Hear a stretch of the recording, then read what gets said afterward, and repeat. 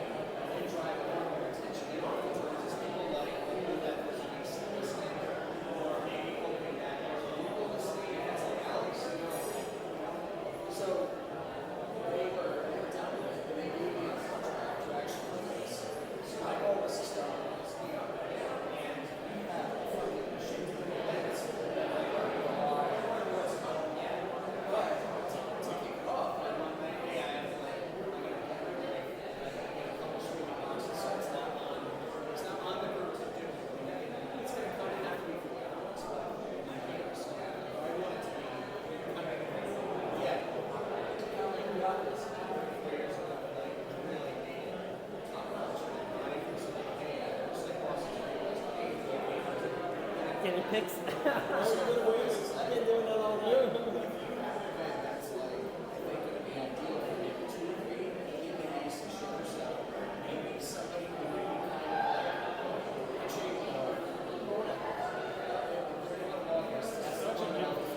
Thank you. Oh my God. They're still working on it.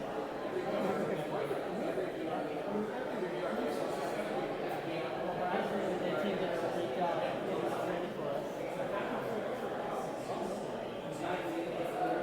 At the right time. This is in our private data too.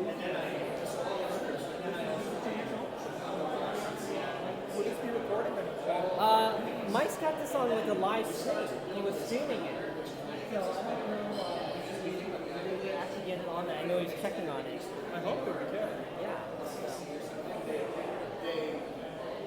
This is exciting. I'm like so excited. Oh, good. We'll get the demo.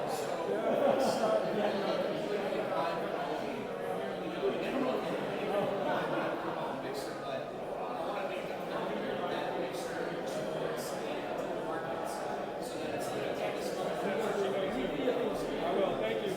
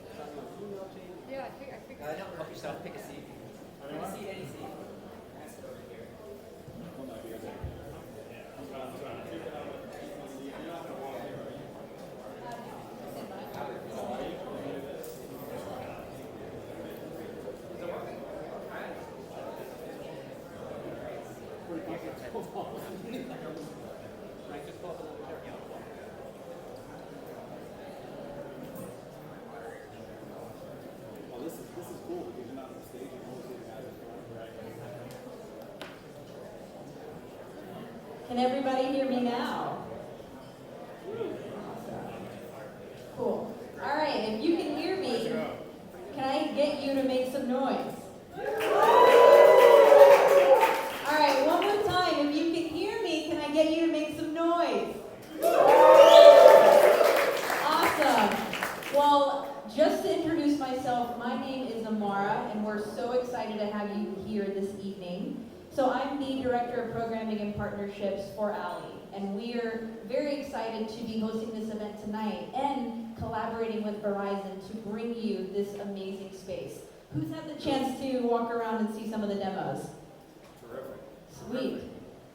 Feel free to kind of just shout out what your thoughts have been. What's been your favorite part of the demo so far? Don't be shy. Either you share what you thought or I'm going to select people. Do you really want that? Awesome.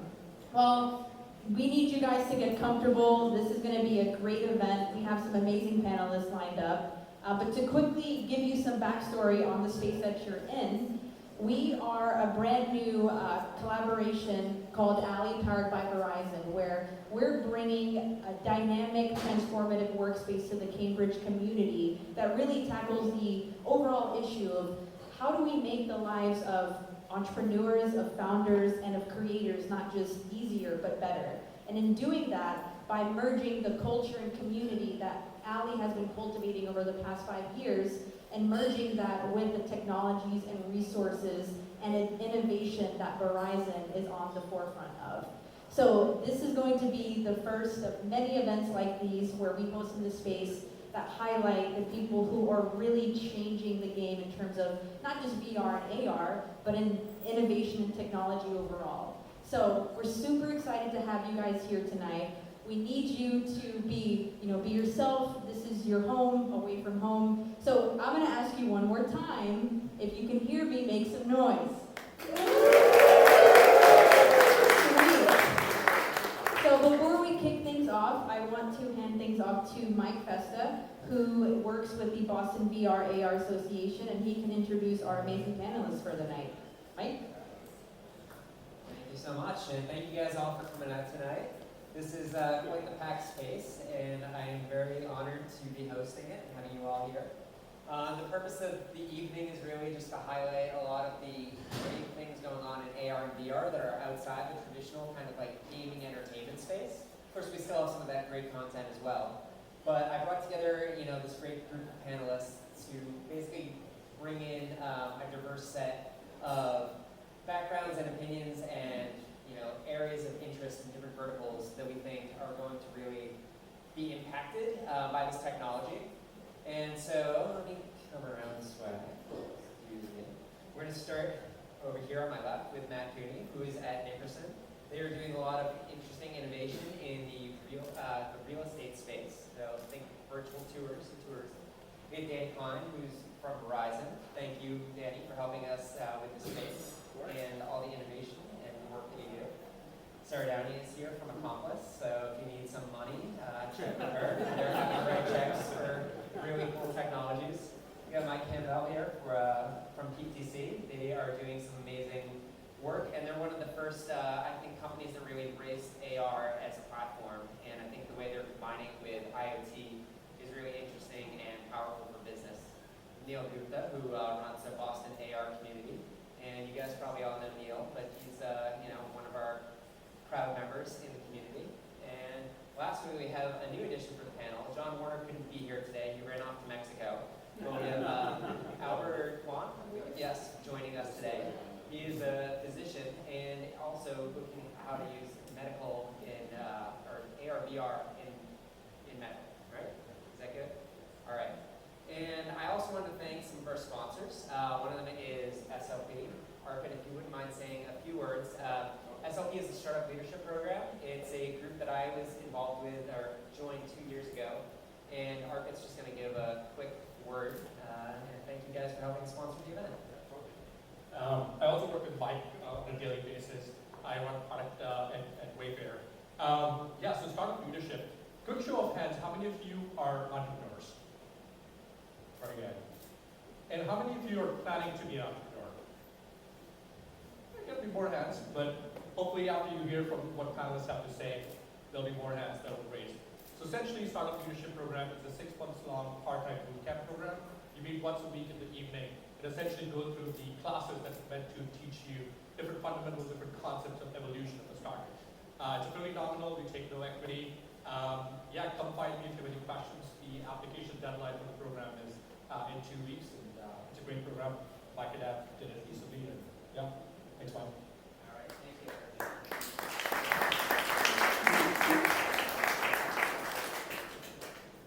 All right, just going to keep the panelists up there just so you guys remember who they all are. Sorry, Albert, as a late addition, we can get you in there. But we're happy to have you. Do you guys have a microphone? We're going to have this one over there. Get one there. Okay.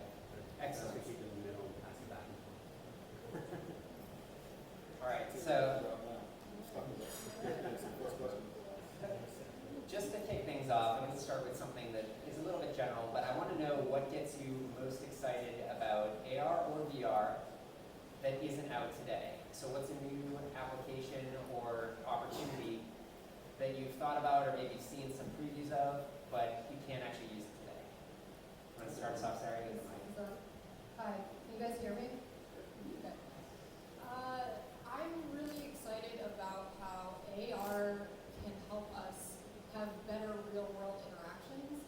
I always talk about Pokemon Go because I'm like the only person that's still playing it. I'm still playing it.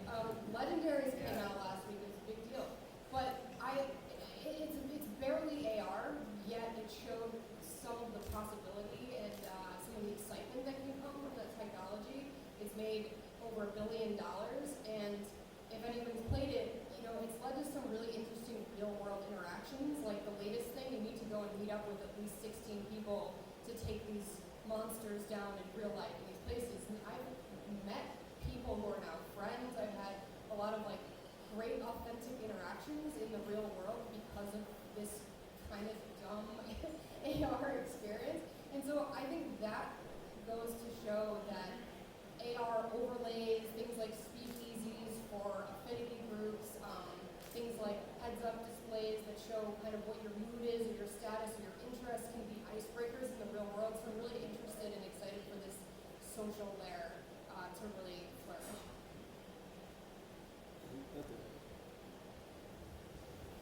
I think from my perspective, what's really interesting is if you think about augmented reality for consumers in a form factor where literally it would be, the same size as the glasses that you currently have, and you're still able to augment digital data into the real world. To me, that's interesting. I think we're starting to see some implementations in the enterprise. And I think you're going to start seeing a lot more of that. But once actually the form factor of the HMDs and the smart glasses starts shrinking to the point where you don't look funny walking around with a HoloLens, and it's socially acceptable to be walking around and being, well, in this room it's socially acceptable. Outside these doors, to me that's interesting, right? If you think of technology in general, whether it's mobile devices, whether it's computers, once the technology curve has hit the consumers and the mass market in general, that's when you start seeing brand new applications and real innovation happen. And I think the same thing's going to happen with augmented reality.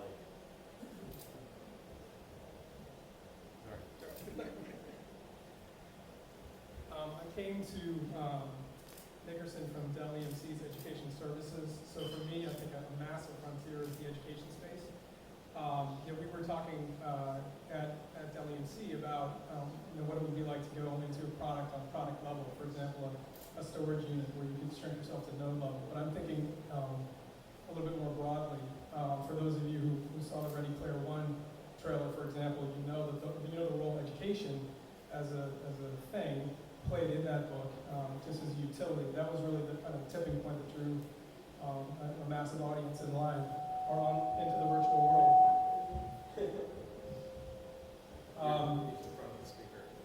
But I think that the potential within that environment to create a customized space for learning styles and a way to kind of enhance the experience is really, to me, I think that's thrilling. For everything, not just for technical education, but also, for example, U.S. history, where you could talk about the policy or policies that led up to the Civil War, and then you can have a conversation with Abraham Lincoln in the White House. That's just one example, but really it's limitless. So I think where we'll be 5 to 10 years from now is, I think that we'll see a radical shift in education. It's very exciting when you think about just the iPad changing how a lot of classrooms interact with material. Yep. The opportunity for VR and AR.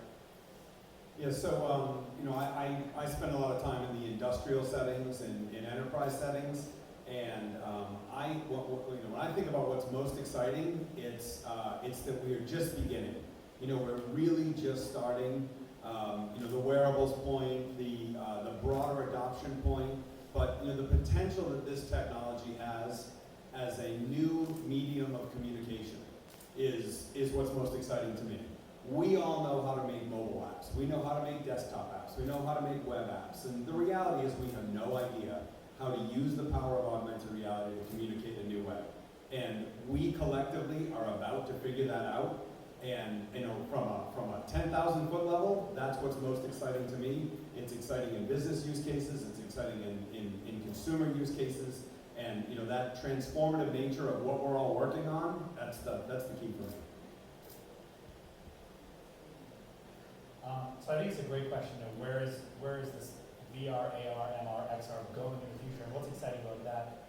And from my perspective, I think I've been doing a lot of research into all of the medical applications that are out there. So whether it's telepresence, whether it's being able to provide mental health services in a way that scales, it's very accessible, whether it's using computer vision to tell you if there's a mole on your skin that is questionable or if it's okay. There's just a litany of things you can do, a whole suite of things you'll be able to do that are enabled by VR in the future, AR in the future, wearables in the future, the fusion of all these sensors. And we'll see this kind of coming out piecemeal over the next 5 years, but I think a more holistic approach to it using this medium will start to emerge as well.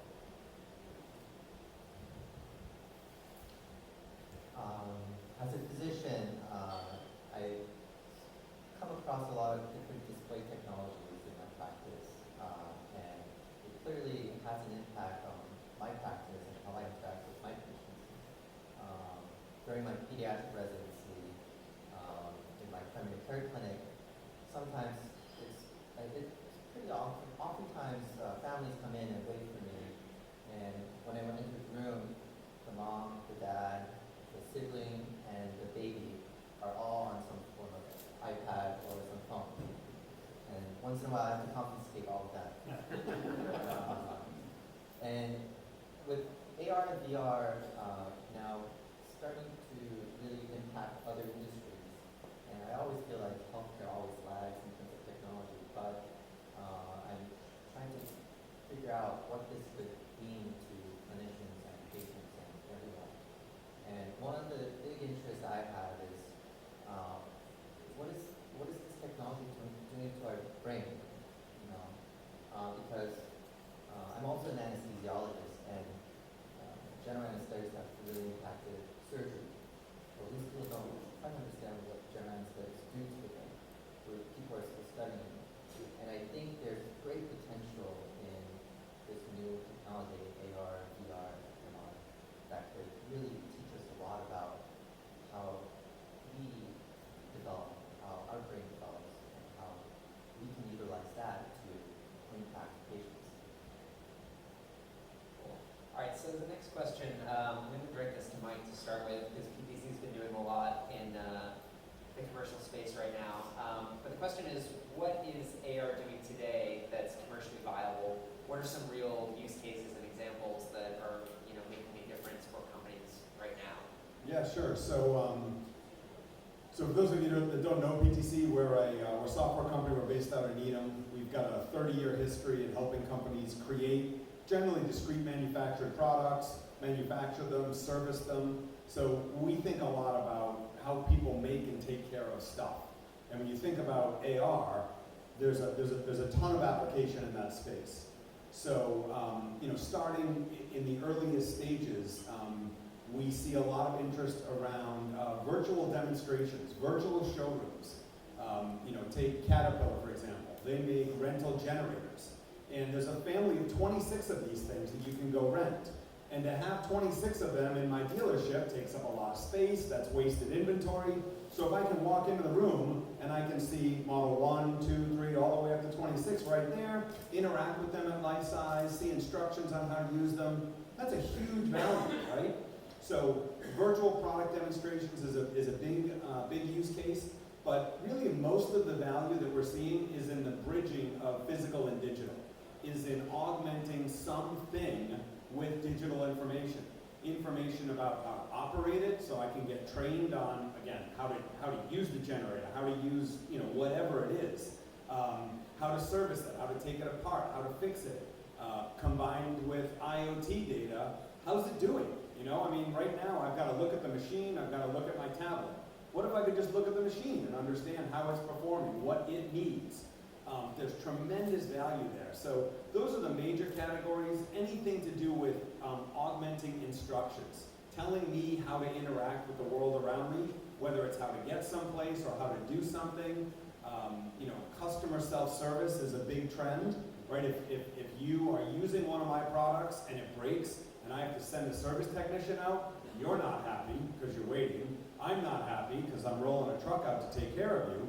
And if you can do some simple things by yourself with the power of AR, that's a huge value, right? Everybody's happy. So, generally at high levels, those are the big buckets, and companies are spending money. They're spending lots of money to take advantage of technology that allows them to do this with speed and with scale. That's kind of the special recipe that we're finding. Let me just add to that. So we at Verizon are finding pretty much the same thing. We are also focused on the industrial supply chain, broadly speaking. I led the development of the virtual reality program and the augmented reality program at Verizon. And we were, a lot of the types of companies that we were finding that are interested in these technologies are companies like Boeing, that's using augmented reality today in a similar manner that Mike just mentioned, in terms of augmenting real data onto engineers that are assembling aircrafts. And for them, that's a huge time savings. You have DHL warehouse workers that are doing something similar, that are augmenting real-time information on orders which are being processed at distribution centers to help warehouse pickers be able to fulfill the orders in a much quicker rate. And so the common benefit that a lot of these companies are looking for, not necessarily to increase revenue by using augmented reality or virtual reality solutions, it's more for cost savings.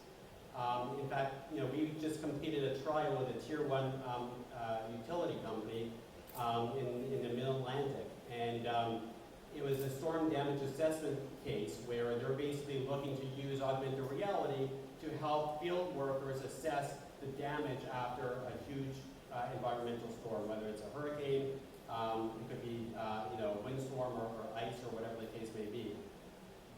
And one thing that we noticed, for example, is that 12 hours of downtime represented $3 million of lost revenue opportunity for the company.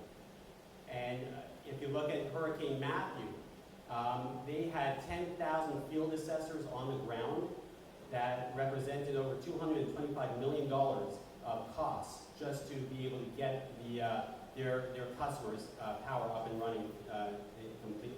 So there's a lot of opportunity to use these technologies to help expedite productivity and cost savings in general.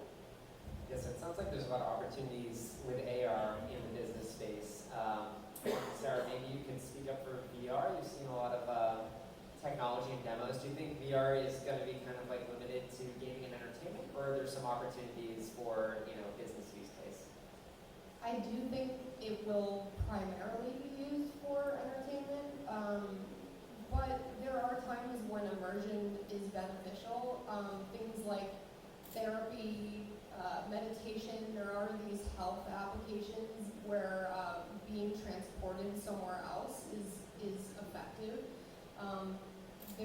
But there are cases, like you see today with VR and virtual showrooming of cars, right? You're going to buy a car, you want to see exactly what it looks like with this type of leather or this finish.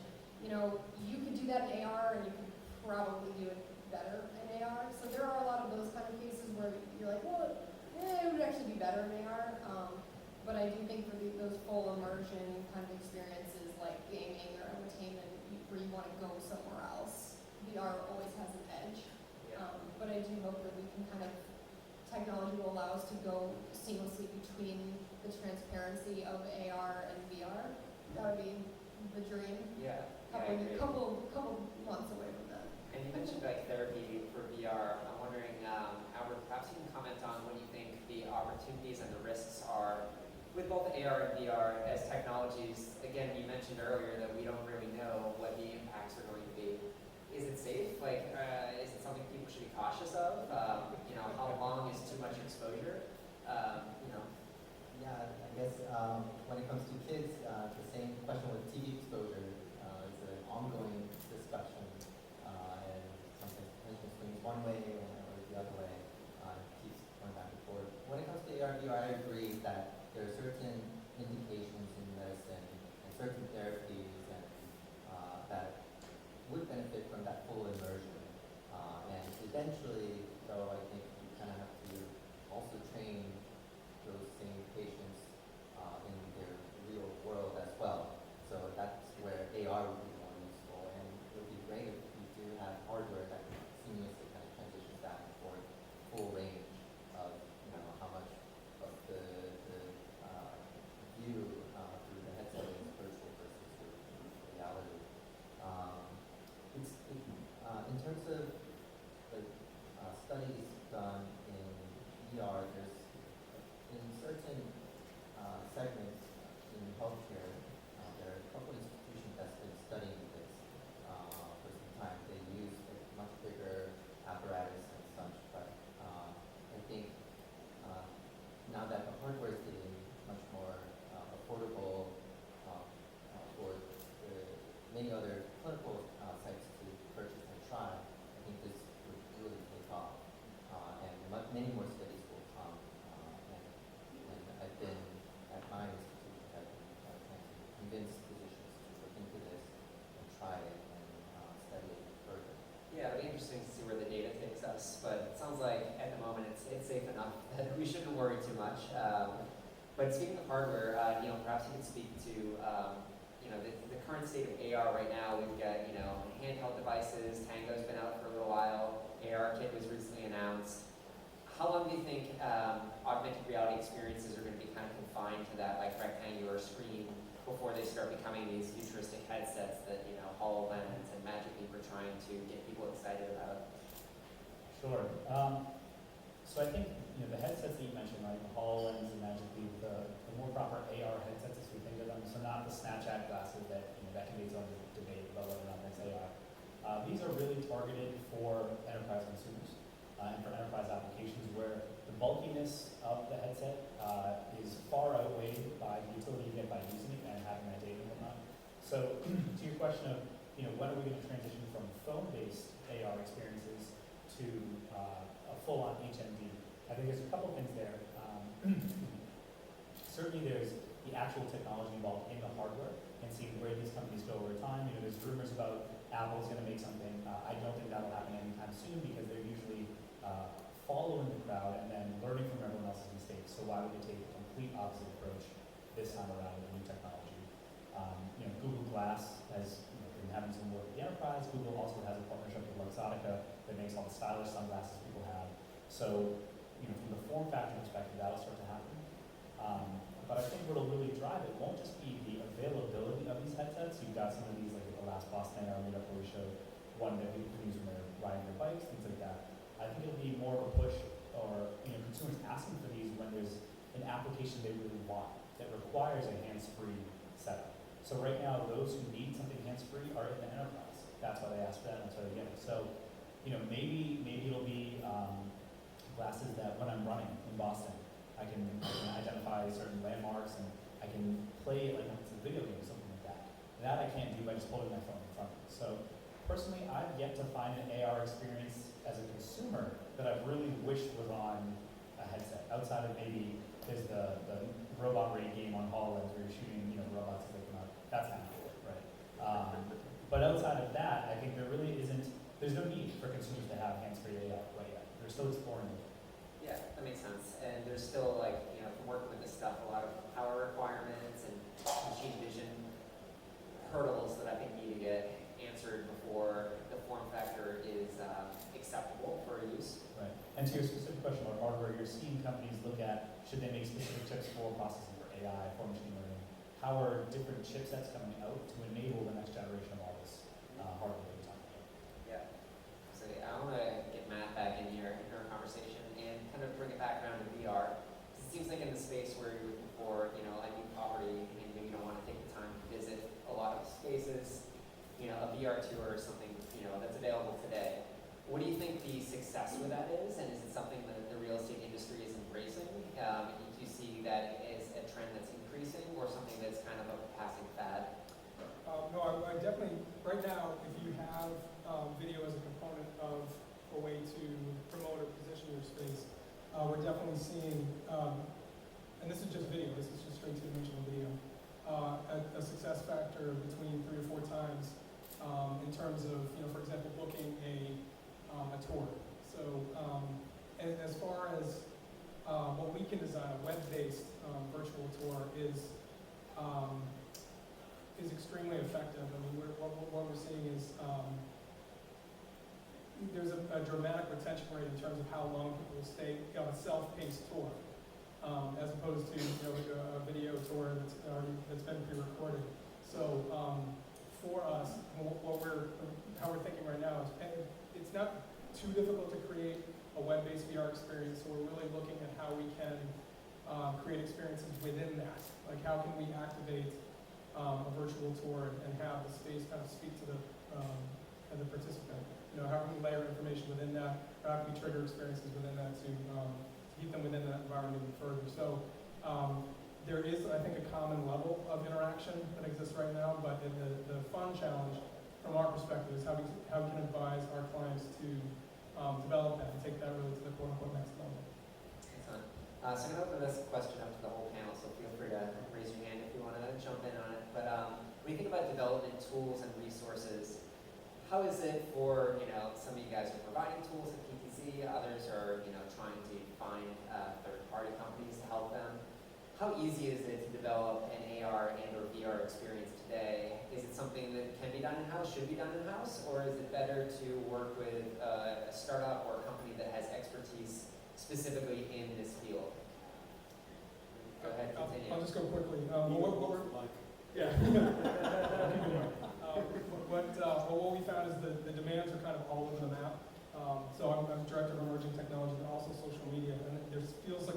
parallel for the need for guidance in terms of where social was in 2009, 2010. Everybody, they're aware of it, kind of. They know that they want it, they're not sure why, so they're looking for some guidance. So everyone has different things that they want to do with it, but they're not really sure what. So from our perspective, we have to, we don't have an in-house solution anywhere near as robust as you guys have at PTC. So what we have to do is cobble together specialists on a project basis. So, and that's what we're finding. And people want everything. We could have a virtual tour of a marina, or we could have a virtual preview of an environment that hasn't yet been built, either in AR or VR. So it's up to us to kind of help shape what the technology will ultimately be and be used for our clients. So. Yeah, we found it's pretty difficult as well. I mean, let's be honest. The industry is a fairly nascent industry. I think there's a lot of room for growth, and that provides us with a lot of hope. So I think we actually, have come a long way, and we clearly have a long way to go. But with that being said, I think it's, fairly disjointed as well in terms of some applications, some enterprise applications that we've seen at least. For the most part, the real deployments have really fallen into one of two categories that I've seen at least. One is, kind of remote expert. So you have someone in a remote location that's able to provide guidance to a field worker in real time, along with some annotations. And that's pretty powerful. The second kind of use case that we've seen is a process enhancement. So being able to guide a technician or an individual step by step on how to complete a particular process, whether it's disassembling a generator or whatever the case is, and that too is very powerful. If you speak to some very large enterprise customers, they find that very helpful. And in my mind, that's kind of phase one of where the industry is today. If you think of where phase two might look like, it's really trying to address some other challenges and combine these existing tools together and augment that, pardon the pun, with artificial intelligence, with analytics, with other capabilities, perhaps even from other industries, that together will really help define and resolve a real-life customer solution, or problem, I should say. And that's the challenge that I see, and this, I think we still have some work to get there.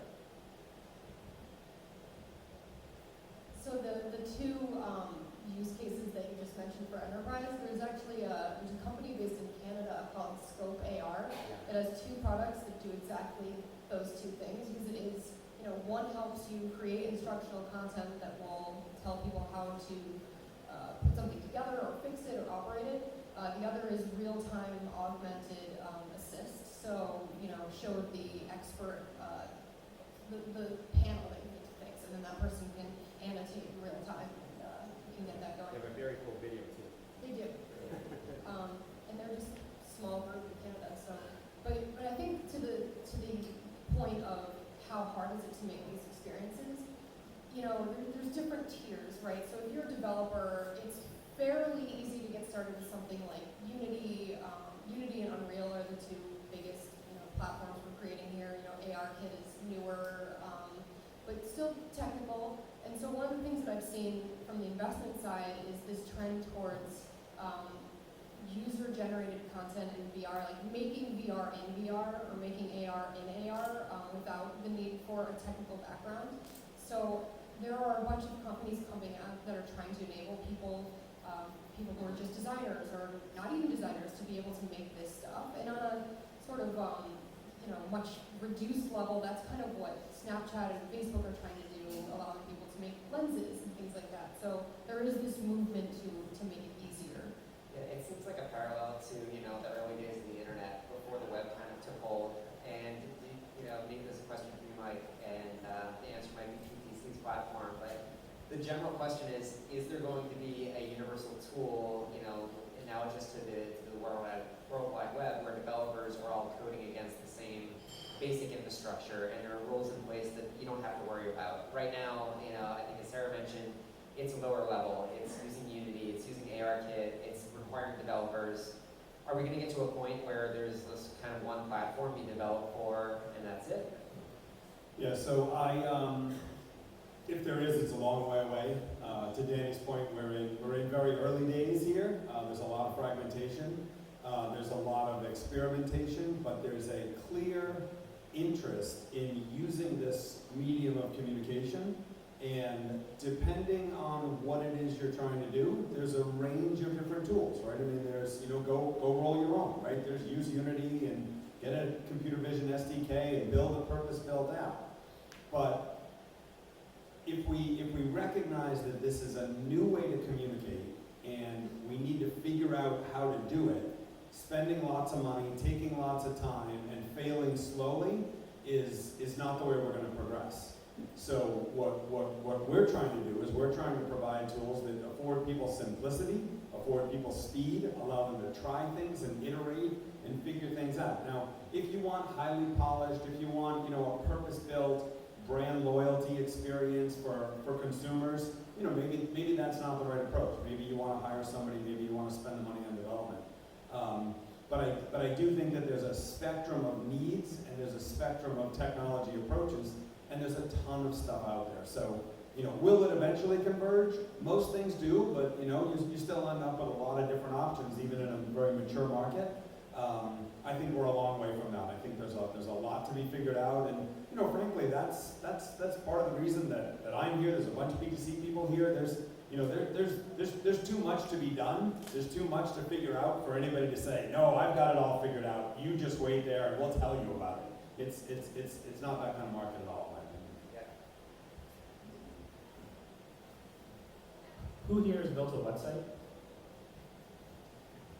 Who here has coded a website? And who here has only used, not to make it sound smaller, but use tools like Squarespace or WordPress or something like that? Feel shame. Yes, raise your hand and feel the shame. No, but those are excellent. I mean, the Wall Street Journal uses WordPress, right? So you're in big company there. I think all these tools exist, and kind of to summarize what people are saying, if you're a developer, there are a lot of tools right now. I think the trend is towards giving these creation tools to people who are not developers, who don't identify as developers. So whether it's create VR in AR, or whether it's place objects and therefore you have an AR experience, the stuff that PTC is doing is pretty cool as well. I think that is what's really going to make it more democratized for everyone.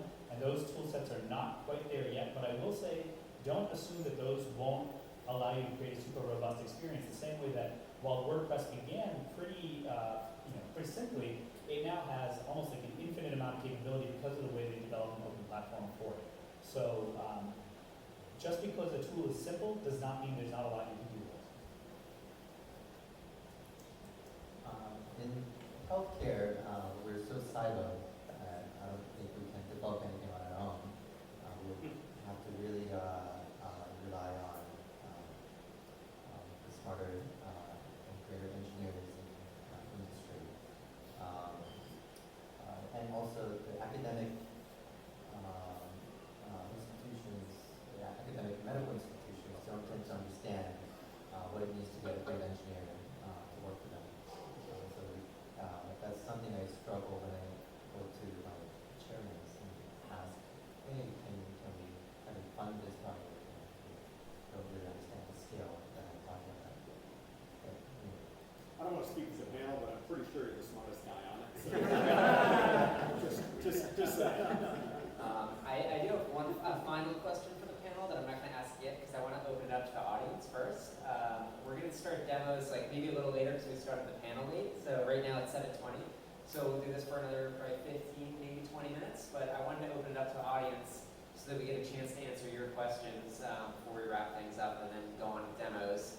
And I did mention on the the meetup page that it's 6 to 8, but of course knowing that everyone was going to stick around, I did that intentionally so that you guys feel free to stay till 9. Try not to push it to 10, but don't feel like you have to leave at 8. So anyway, questions from the audience? Just throw up some hands. Come up to the mic. Come on down. Come on down. Record's not super long. Like one question or? Yeah. Okay. So I have a question for the panel that how do VR get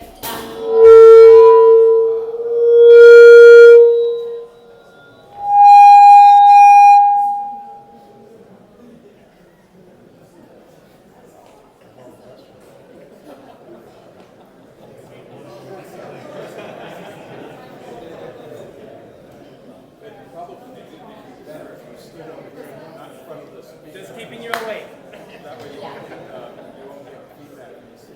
Correction, the event will end right now.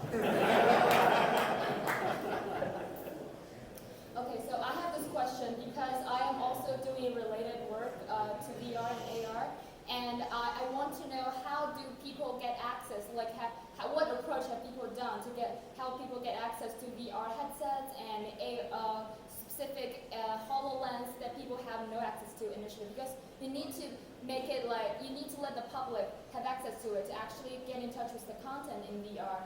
So, because I'm kind of preparing for a VR theater in my own area, I'm an undergraduate student, but I want to know I really love headsets, I really love all the games inside. How do people get access to it? Because people must have tried a lot of approaches. So I mean, a lot of these headsets are still in the development kit mode, like Meta and the HoloLens and things like that. So specifically with regards to the HoloLens, Microsoft has a partnership with BostonAR, and they've given us a few devices. So if you go to bostonar.org, there's a link for our device library, and you can fill out a form there, and then we can let people borrow them for a few weeks to a month at a time to do some development on your own. So that's how you can get one to do some sort of initial prototyping and things like that. Really quickly, as far as VR headsets, you just buy them, right? They're out there. So, Yeah, but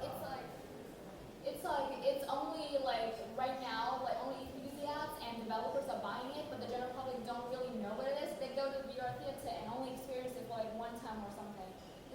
We have all these VR companies and lots of AR companies that use HoloLens, but nobody actually uses it. How can the VR roll on? How can the content be continuously created?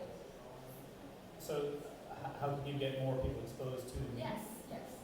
I mean, one of it is, I think that's what we're trying to do with events like this, right? So get more people exposed to it. In terms of getting people to own headsets, there's going to be a couple of forces that come towards that, right? So the headsets coming down in price, the content being very compelling, and whether that's coming from Hollywood or gaming or health or whatever it is, but a primary reason to buy your first headset.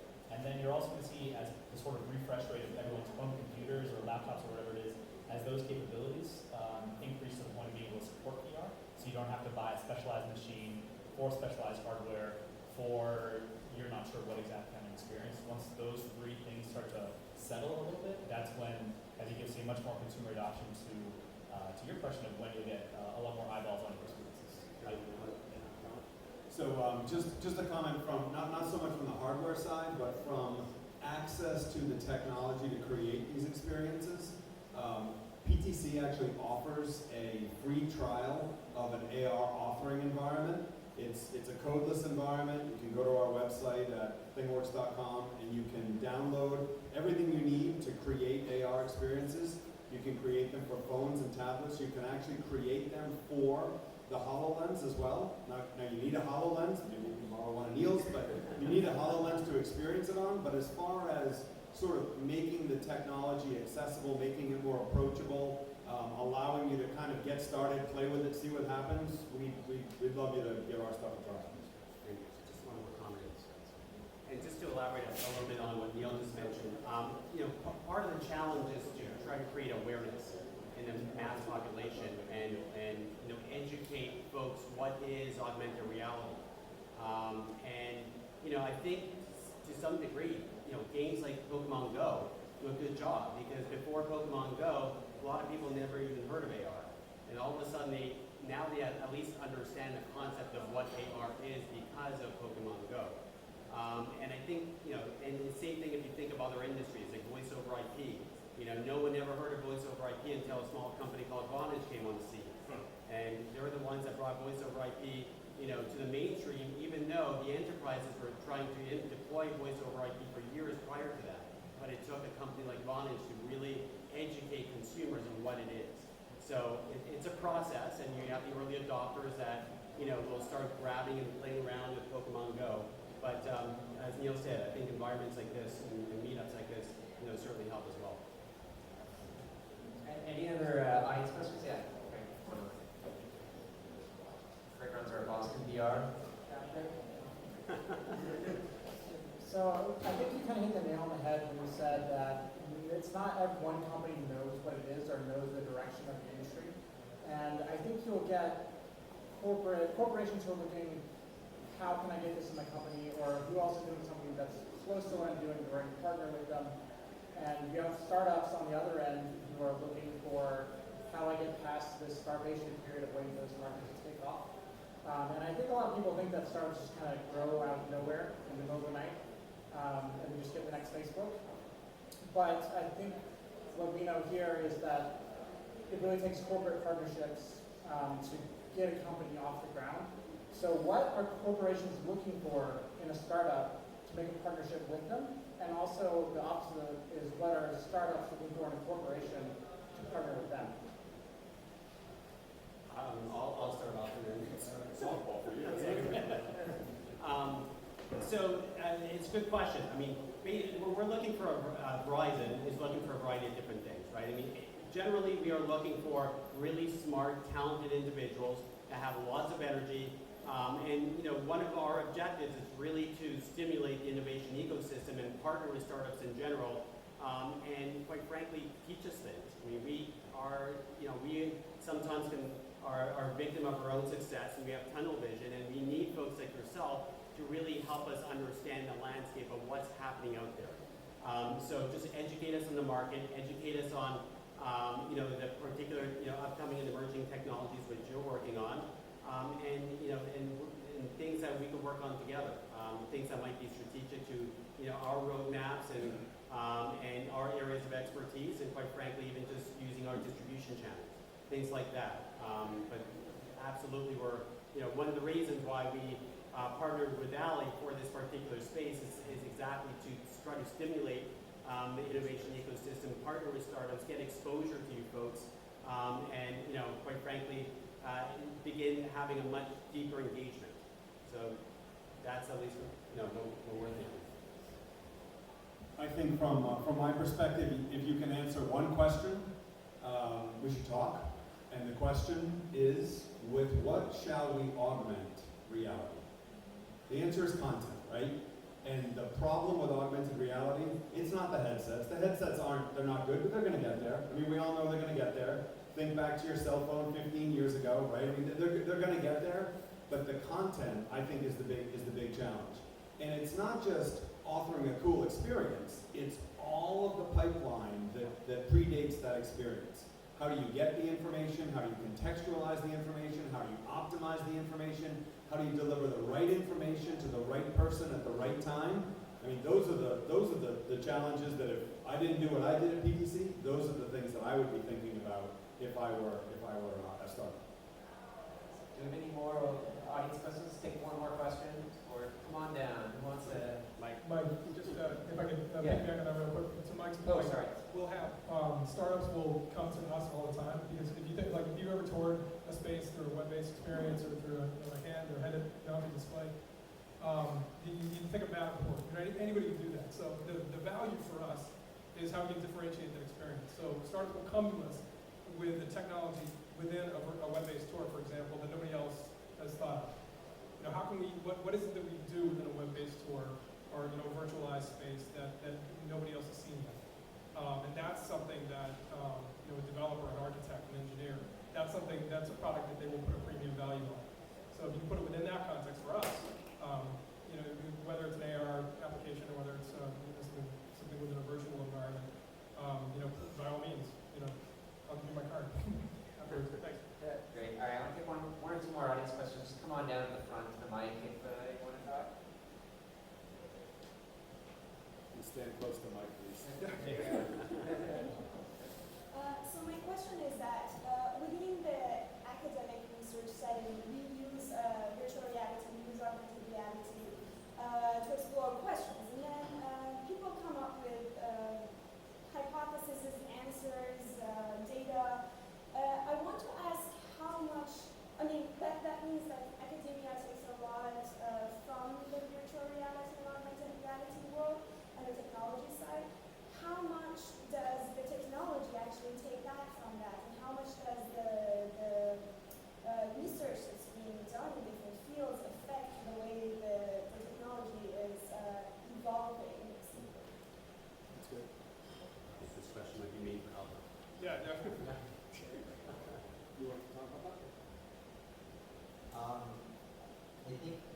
there are a couple of startup companies out there, especially in the pain medicine world, when it comes to treating procedural associated pain or chemotherapy associated nausea, and those the products were initially in the academic pipelines out of Seattle and a couple other institutions, and they finally hit the market, and they're going around trying to partner with other hospitals and trying to roll out therapy and actually get it into clinical practice.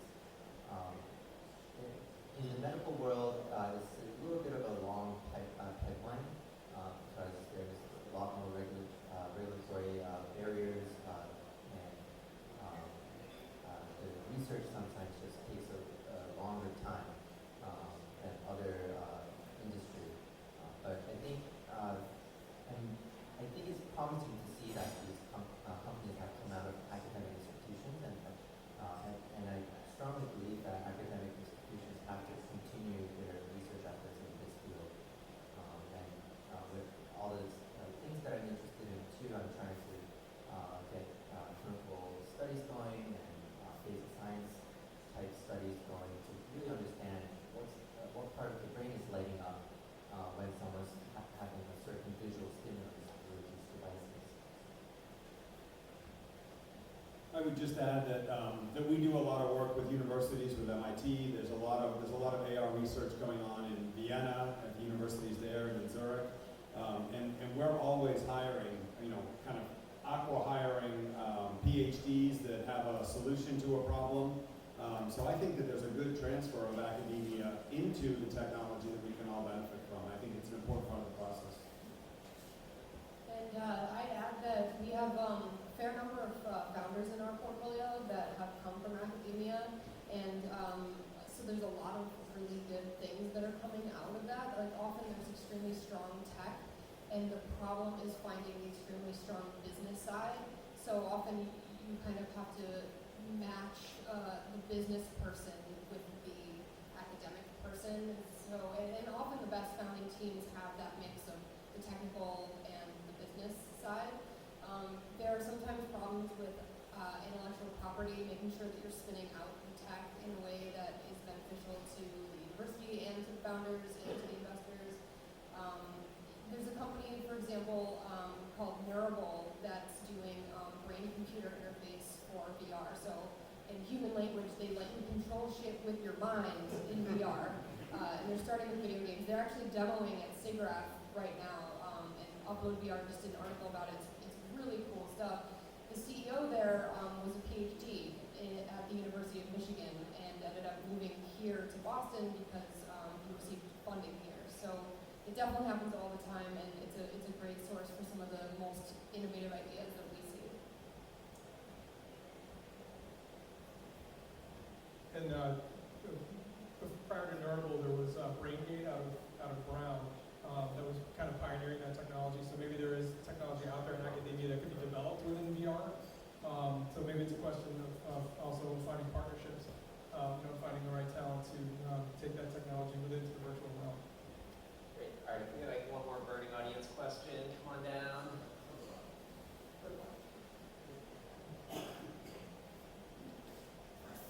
I'm asking this because I'm really stupid about this area. So you guys talked about consumers, you guys talked about enterprise. I'm just curious to know what's going on the military side. Is that space completely locked up by companies like Lockheed Martin, SAIC, those kind of military contractors? Maybe that's a question for you.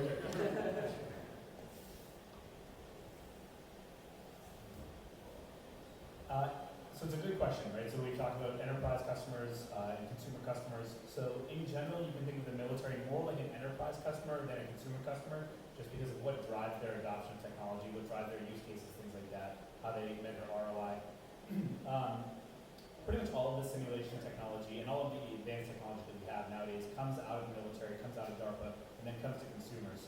We're at a really interesting point in time now because of a number of factors, whether it's the access to tech, whether it's because of the investment ecosystem, things like that, where consumer technology or startups can actually create things that then get reabsorbed back into the government. So the Department of Defense has started their new innovation unit called the Defense Innovation Unit that is designed specifically to look at where's the commercial world creating advances that the military should be more aware of. And so that's kind of how they're looking at this in terms of, yes, there's the typical defense contractors, the Raytheons, the Lockheeds, things like that, and they're creating virtual reality and augmented reality applications or doing experiments to understand how to signal information to someone, what does it mean to have situational awareness. But you also see the military looking at companies like Improbable that Google just acquired, or looking at all sorts of other content creation tools that are coming from the consumer side of things, not just your historical defense contractors. I'll just give you two quick stories. First off, the Joint Strike Fighter, the F-35, the new plane that we're building. The pilot's helmet is AR, right? I mean, he's got a screen in there, he's got all kinds of information about flying and fighting, all projected on the screen. I'll tell you another story about the Department of Energy. So the Department of Energy is responsible for the nation's nuclear stockpile, and sometimes there's nuclear messes to clean up. So it's a VR and AR story. So if you're going to send somebody into a contaminated space to clean it up, you basically get one shot, right? They go in, they're exposed to too much radiation, they can't go back again. So the Department of Energy is using virtual reality to train those individuals on what they're going to encounter when they go into a space. This is great because you know what they were doing in the past? They were spending millions of our taxpayer dollars to rebuild the building uncontaminated so that they could train them in an uncontaminated building. Great use case, right? The AR angle there is that when you walk into an irradiated space, you can't see it. You can't see it with the naked eye. So they're using augmented reality to say, listen, it's really hot over there in that corner, and it's not so bad here, so start here, work your way over. You know what they did before? Yellow safety tape. So you can see some pretty good use cases there.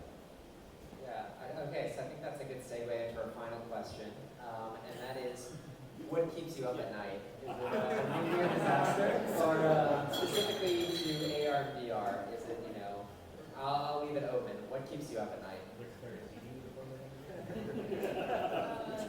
For me, it's the privacy issues.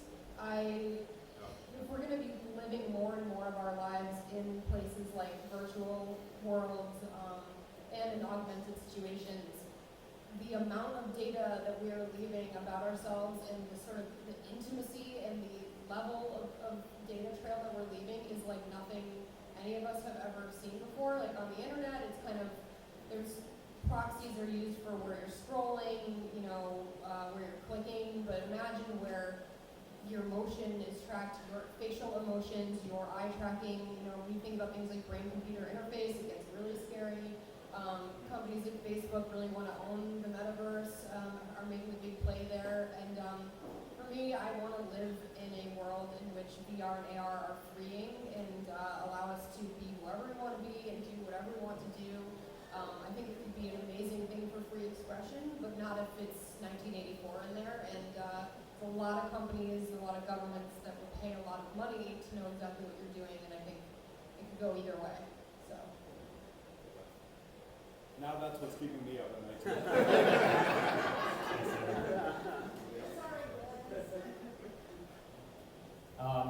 Getting left behind. I think that's what keeps me up in terms of not with VR and AR and its current incarnation, but when you talk about brain-computer interfaces, when touchscreens came out, there was sort of a generational divide. People who got it right away and people who had to exert some cognitive function to actually understand how to use this new interface. That's going to become even more so true when you have brain-computer interfaces. So, in a generation when someone's like, what do you mean you can't pick that cup up? It's so easy, just think about it, just focus and do it. What if you literally physically can't? The human brain, and Albert, correct me, because I'm going to be wrong on this, but it stops developing at some point. I won't say when because I'll be wrong, but it stops developing, and then it becomes harder and harder to learn new things. So how are you going to pick up such an intimate interface like a brain-computer interface where kids will grow up with this? So that's something that keeps me up at night, and hopefully will keep all of you up at night as well.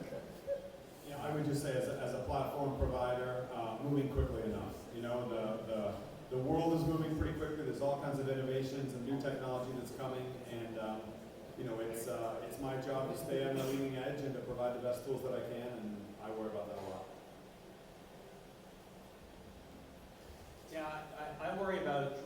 trying to create a unified solution based on several different components. How do you take a piece of technology from the best computer vision company and technology from the best analytics company, technology from the best remote expert capabilities? How do you combine all of those? And then how do you add real-time IoT data? And how do you start adding real-time data from GIS databases for utility companies and all these other back-end warehouse management system real-time data. So there's all these databases on the back end which are sometimes proprietary to the enterprise, sometimes not. In either event, they're really difficult to integrate. And then how do you actually bring all those things together so it's meaningful to the end user, which in this case, let's say, for our enterprise customers. So that's what keeps me up at night, because it's just, it's really, the complexity is, the more elements you add, the more complex the solution becomes. And then my worry is that adoption of AR will stall. So mine's a little less technical, but I'm worried about the threat to empathy that a virtual environment presents, where we have the opportunity to design every component of that space. So if we have the opportunity to customize our experience totally per our specifications, then what's our incentive to interact with somebody else in their world? If we can interact, if we can control every interaction, the look and the feel of the space, even the time in which it's occurring, would we naturally sequester ourselves? So I wonder kind of what the fate of empathy is in the virtual world. Yeah, the same way we kind of see social media creating bubbles of communities and making people more divided. Yeah. Mike, can you add things on a positive note?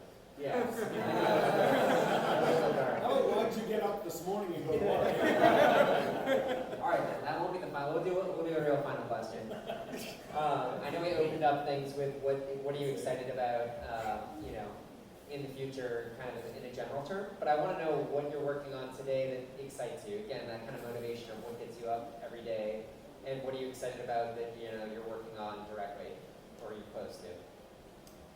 Well, kind of as I had alluded to before, I think given that the technology is so new, both AR and VR, and everybody always says the sky's the limit. That gives us a lot of opportunity to create, to find people with skill sets that allow us to create customized experiences, embedding campaigns within virtualized environments, and really bringing a virtual environment to life in ways that have not yet existed. So being able to have a new conversation again and again every day, and develop virtual technology and augmented reality technology, I think is a wonderful challenge. I think just simply bringing the right information to the right person at the right time. To me, that's what really excites me. And whether you're a utility worker that needs both hands and is trying to repair a pole, whether you're out on an oil and gas rig and you're trying to improve safety, whether you're trying to locate buried assets underground using augmented reality, all of those are just examples of providing the right data to the right people at the right time. That's what excites me. I'll just go ahead, really specific. I am excited about the Vive VR experiences for Ready Player One. I'm really excited about that. That's an amazing book. It's a sci-fi book. It's super fun, page turner. Steven Spielberg is directing the movie in 2018. You gotta read the book. Yeah, read the book. It's awesome. Yeah, I would say that what excites me is the idea of democratizing augmented reality, so that all of you have the unfettered opportunity to transform the way we communicate with each other. I get really excited at thinking about how consumers are actually going to want to use this technology. So if you had full AR enabled on your phone right now, what would you actually want to do with it? And I think that actually when AR Kit rolls out, the ability to just measure things, to have a tape measure on your phone, you can say, how big is that wall, how big are these chairs, how tall is my friend? That's going to become the smash consumer-friendly app. So will this furniture fit in my space? What's that? Will this furniture fit in my space? space. If only somebody helped me with that.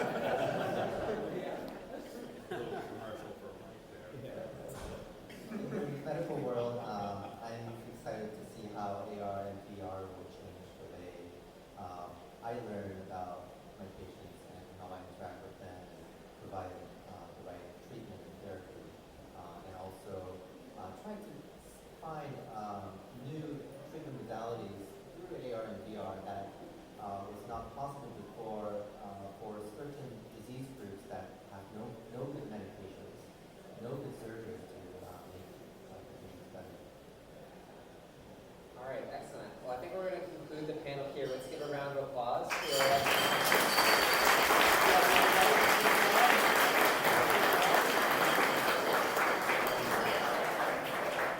thank you guys for spending your time and giving us your insights. All right, we're going to move over to demos now. If you haven't seen them, they're all in the space to the side. Check things out and have fun. And thanks for coming. Can I grab your photo? Yeah, sure. Thank you.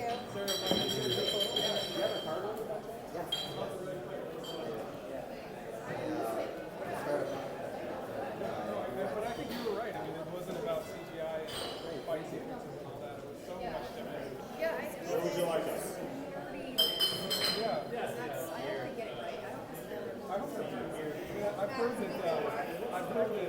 Spielberg wants to kind of read out his, yeah. Have you heard that?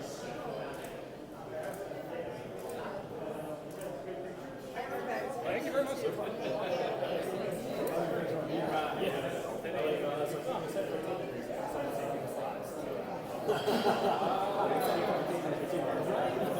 I gotta say, I'm more excited for him to save people's lives. Hi, I really want to tell you, Campbell. Yeah, it's all So I heard you talk about like there's a, like I should tell you like first about like my story.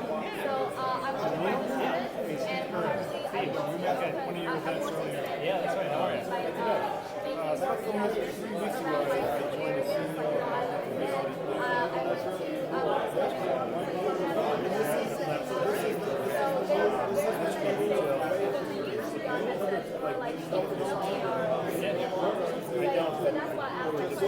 Yeah, here, tell what, shoot me an email. Send it back about the.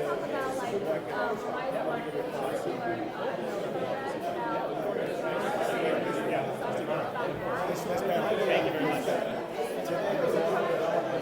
Yeah, so Verizon built a virtual reality approach around providing technology for 360 video. So, for example, if you have live streaming 360-degree video of a concert, so in the end of August, for example, we're streaming the Lady Gaga concert in real time in 360 degrees, so it feels like you're actually at the concert. And you put your VR goggles on, you look around, you look up, you look down, and you feel like you're there. So those are the types of experiences that are powered by the platform that we built. So that's slightly different than what you're asking. And on the augmented reality side, the program that we built is more targeted towards enterprises. So what our enterprises focus on, and how can we solve their pain point using augmented reality?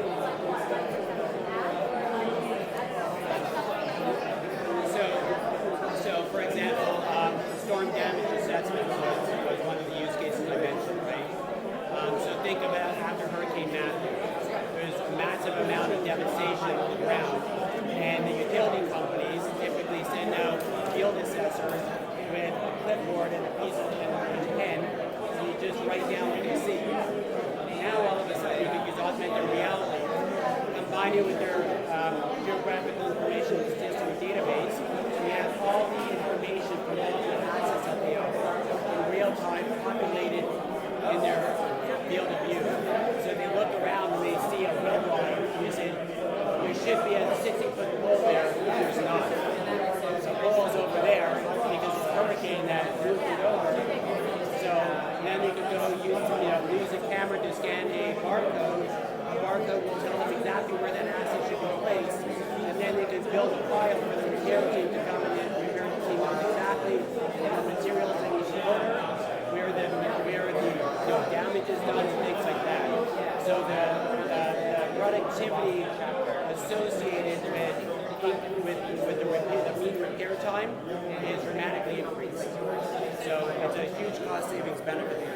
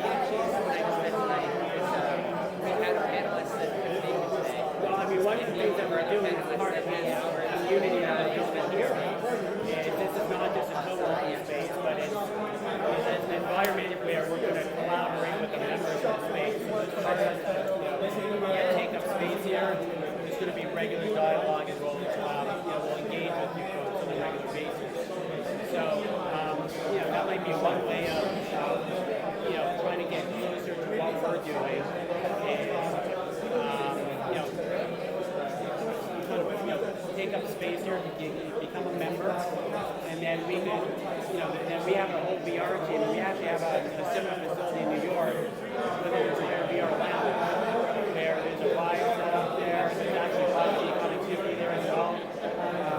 And you can start developing apps against that environment as well. So,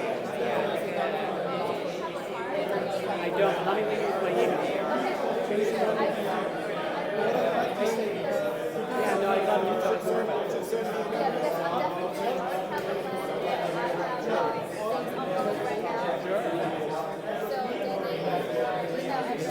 Daniel, D-A-N-I-E-L dot, Klein, K-L-E-I-N,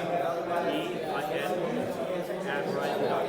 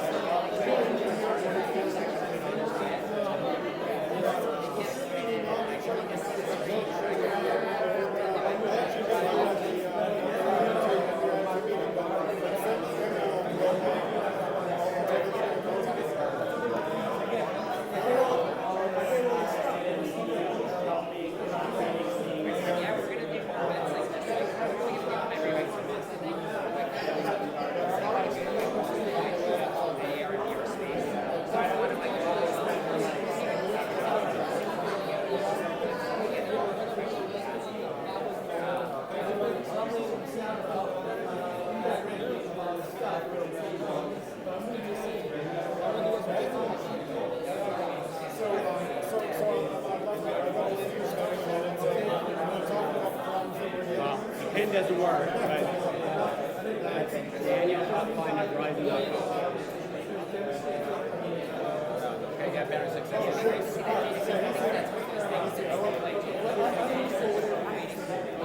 are you? Yeah. All right. I can't promise that I'll do that, but let me take a look at what you have. It looks interesting. You guys talk to my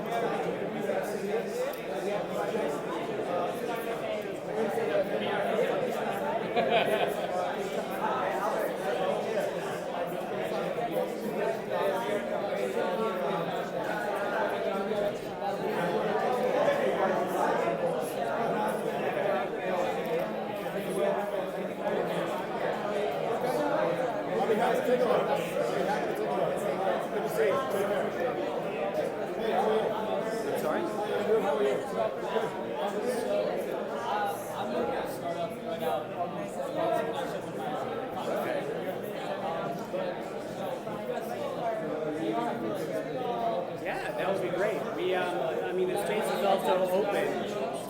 If you're interested in renting out the space for your organization, I'm going to put in touch with the right person, and you can certainly use the space, and you have an event planner as part of that fee, and they'll work with you and plan the event. And if you like the Verizon participation, we're happy to do that.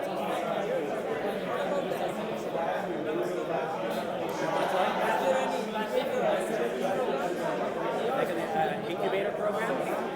No, so the way we structure the facility here is more like a co-working space and an incubator. So we don't take equity. We don't, we provide a lot of guidance. We provide some mentorship, but it's not structured as a typical accelerator program like a tech challenge or a math challenge or a tech challenge. So what is it every day? It's more like a CIC. Learning Reservation Center. It's more like, like a we work with the community building. So that's kind of the model we're using. But as part of that, we're looking to work with organizations like yourself. And as you grow events in the space, we're happy to participate as well. So let me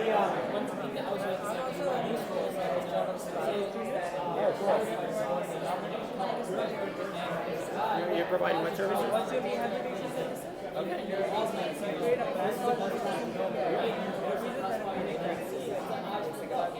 Yeah, I mean, the problem is if you're a firefighter, you don't have the time to go without having to think about where's the drone, where's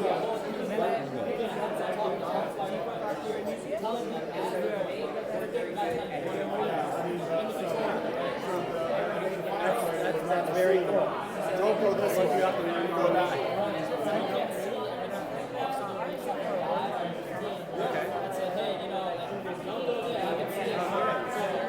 He's got a little window displays that show him the roads. Yeah, you know what? Let me put you in touch.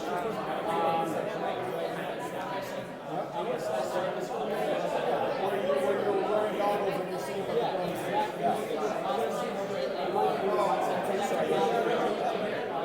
It would be, the challenge is getting the computer vision to work well. I think if you have a Phantom Forest, so like they have computer vision there where if you're in a field, you can draw a box and see where you're going. Yeah.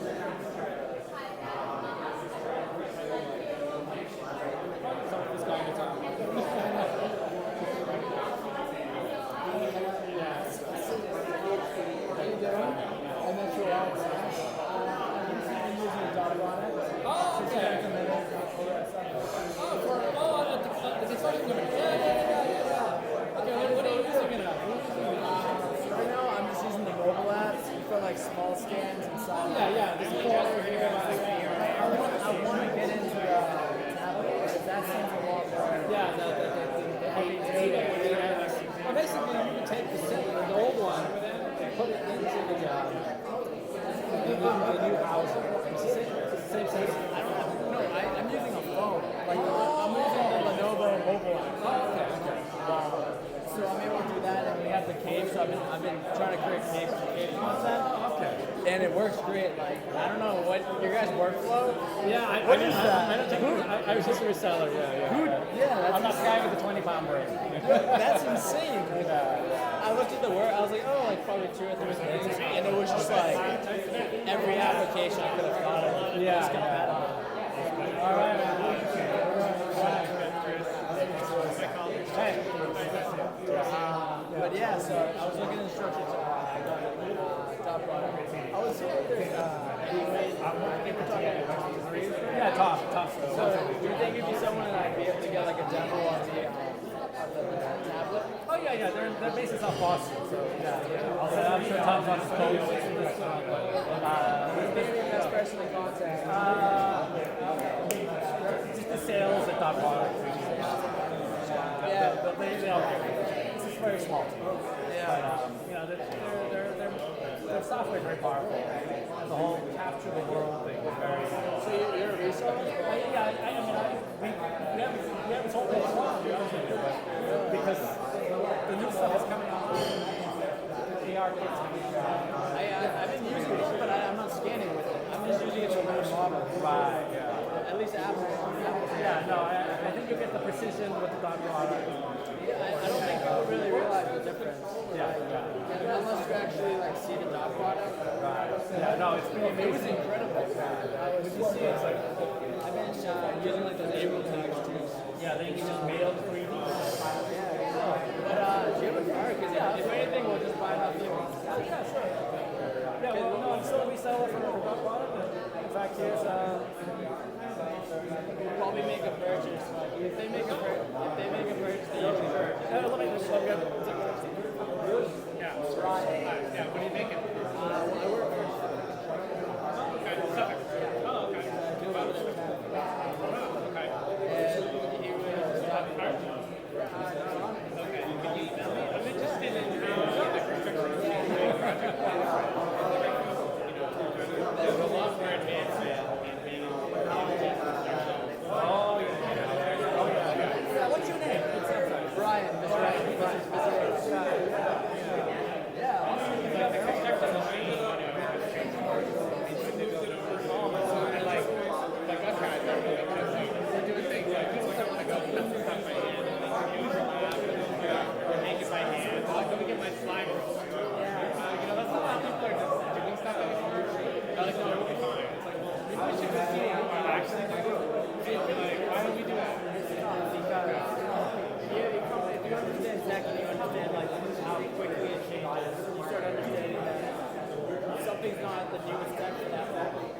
And building a construction industry they'll like have one high grant, and then there's like they stay there for like 2 years. Okay. And they stay there for like 2 years. The whole CAD industry, we launched it, design, layout, it's kind of like architecture, right? So what do you create in circuits? We build chips. And then we also make products that end up with building sensors, so I'm also interested in that side. So it's a big problem that we need to do is get out of the building and see what people are actually doing. Yeah, that's what I was doing. So you're with the virtual design? Yeah, so I'm doing virtual design dev, and I'm also like half them, half innovation department. So we have to do anything like AR, VR, to like scanning. Sure. So we're working with a company now. I think the big opportunity for me is to work with some friends that make the 3D visualization software. Which is like military. So you look at this building with a satellite image, a drone, a guy in the street with a cell phone. And then obviously it's going to give you a LiDAR in the building, a thermal image, you're going to have GIS of the ground. And we kind of integrate all these kinds of data sets. So these are inherently 3D data sets. So how do you collaborate if I'm lost in your New York? Do this, right? Just a question for security, I was just reading this story, so I'm thinking case situation, questions that used to come in off rail, right? So now, you can really do a lot more. I just heard the story, it wasn't a building, but it was an instrument box, an ECM box, and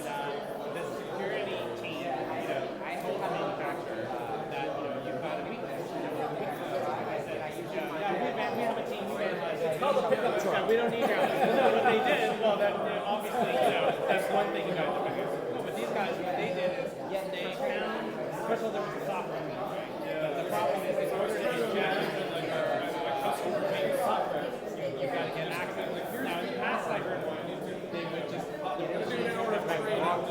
they would just dial random numbers, and then they would send in the command saying, I am your father, like, give me the money, right? And there were a lot of machines that still had this old program that basically had no security, and you would just call the machine. And the trick was to figure out where the machine was. So if you could spit the money out, but where's the money?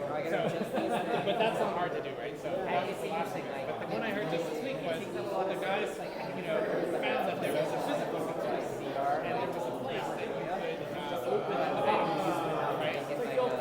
It's like, and you open the box, and then there's a USB port. So once you open the box, there's USB port. Then the software guys go in, and it's again protecting the physical, right? And protecting the software. On the physical side, they had done it this way, but it was pretty weak. And when the guys, the case guys, all the we figured out considering trying to bring it in now whether they just didn't understand what the physical part really well it's part of it, or they thought it was actually really a software. But even assembly was software. I mean, there's a lot of ways. There's a lot. The problem with software is you don't need the physical. It's somewhere anywhere in the world. Yeah, so it's interesting. And there's a lot of ways to take it. There's a lot of thinking about crime here. We're talking about like having all those different things. Well, I'm thinking about if you were designing a building. Oh, absolutely. You cared about it. What you would want to do is you don't want to wait for the bad guys to case your company. And most of the reasons the government, because I felt like everybody said, I need you to have to have this space for the guy. That's real life stuff. You might figure out the average doesn't matter. But that's a dangerous model because a lot of techniques do that sophisticated quickly. And so you should be, if you're a security scientist, you should be thinking, hey, this is really all you should do is set it aside. So how long have I got? And while that's happening, that gives you time to build a business and say, look, we can protect you. Because if you send this today, you probably wouldn't get one, right? Like in general, you might get this one, but they're already going to be outside. And they probably want to design it, they don't want you to make a business. So the average guy is probably thinking, oh, I'm not really interested. That's like the biggest misconception when it comes to like security. People always think, oh, like these hackers are gonna go up over the big guys. They don't have to stand. Like, no, those big guys are paying big money. Yeah, they'll steal 25 cents from you and me every month. 25 cents a month. The other thing I was trying to discuss that we put sensors in order to quality ideas, You meant sensors as like trackers? So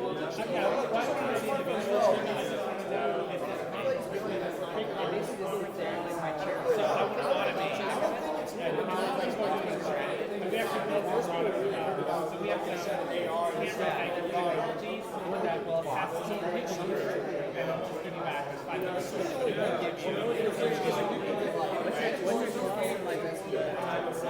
I'm actually looking at the field right now. I got both sides. I got this is my story that I call it part of the things. I got one team when you're trying to build a and then I got our sales guys saying, okay, well, I'm not taking any of that. We can't sell to ourselves.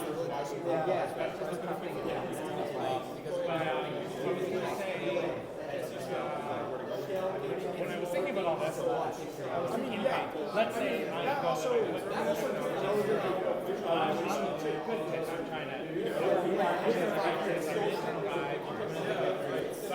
wait a minute, like, who's deciding what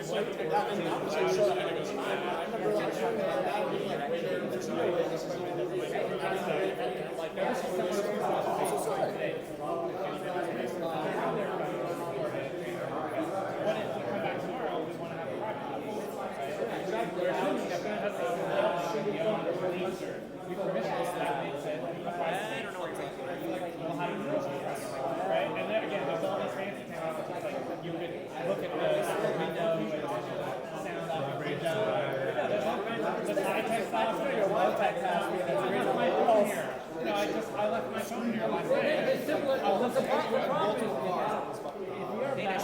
there's so many simple things you can do. You don't need to overthink it. Right, that's one of the offensive sides. Because You guys enjoying yourselves? you have all these people like saying, what if something like Yeah, a lot of people come in and commit to demos, which is good. Like, one of those things, like, we put these guys together, and I kind of felt like that. could do that? We put together at least 16 demos, If I want to get you, if you like showed up, like, so there's people for networks there. I like this space, like, yeah, it's good. It's not too far, and we get segmented rooms. Yeah, this is the first time in this space. And just pretending like technology is Yeah, so they're actually looking to like the short case, probably not to get people exposure to it. But yeah, it used to be one of those like switchboard like operating spaces. I think over time it's like especially when it's gotten smaller, Verizon found that they had this extra space that was just really empty and going unused. And they're starting to now to basically like open co-working spaces across the country in places like this. So they're basically trying to get people in now.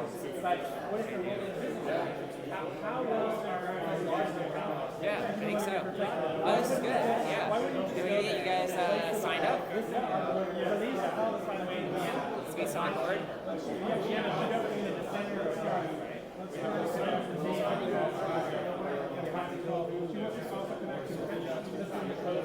Okay. Yeah. Let's try to do that. I'm gonna do it. Getting out, go to New York tomorrow. Back in the office Thursday. Yeah. Through email, I should be able to connect with those guys. Okay. Great. Yeah. All right. I wanted to get your opinion on the new new Asus phone. Yeah. We got one. Did you see it yet? Yeah, I was actually at the testing. Oh, right. We had this conversation. Sorry. Yeah. No, like the one. Yeah.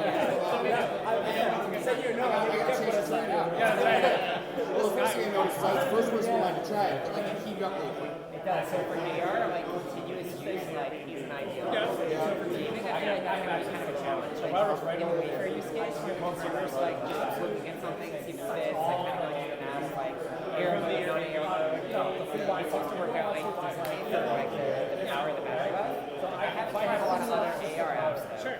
That's a good question. I haven't put it through like a full like battery air. I think it works better. Yes. Actually, that would make as a regular device, like it seems to keep charging. No. Like just like if I was looking at it like the next day, it's a weird device. Of course, there are like the battery lasts months. The thing is with the Asus phone is like the form factors are small, and the performance is really good. Like besides like the AR like port portion of things, like I'm due for an upgrade anyway. Like I still like an M4, so like compared to this, it's like super good. But it's the same form factor, and I feel like I can bring it down and like stick down the vehicle. I don't know how successful it'll be if I'm using it for like a sustained period of time. Like if I want to like play Pokemon Go AR mode, throwing, I don't know how the use case is going to work out for gaming on this device or any like Apple device. Again, I think to make this work, you really Sustained. just say it's going to be random. For daydream, however, like that's something that we've been working on, and I kind of worked out the kinks with I like to make it believe you have to. so on daydream, I put through it VR on a Pixel phone. My wife has one. We did a bunch of development on that. That works really well for VR. You can use it for a long time.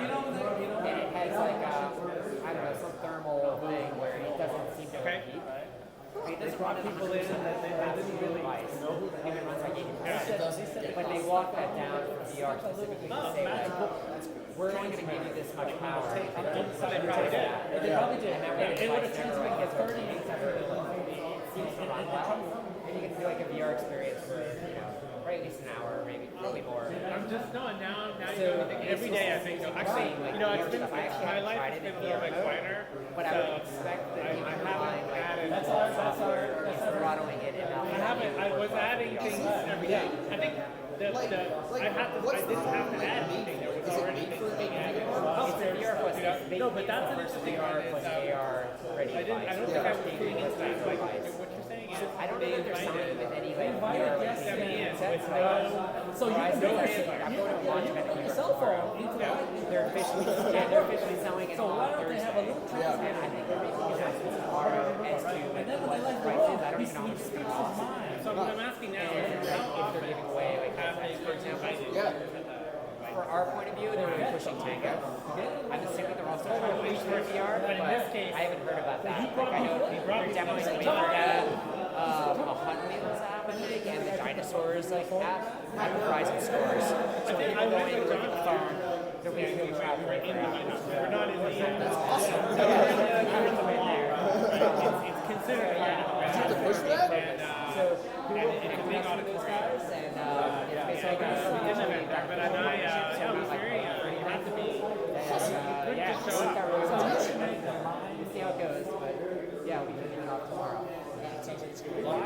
Yeah. Are you demoing the Wi-Fi up here? Yeah, it's the next room over. The next alley over. We get a VR app too. I mean, what's an interesting idea is there a way to build better equipment?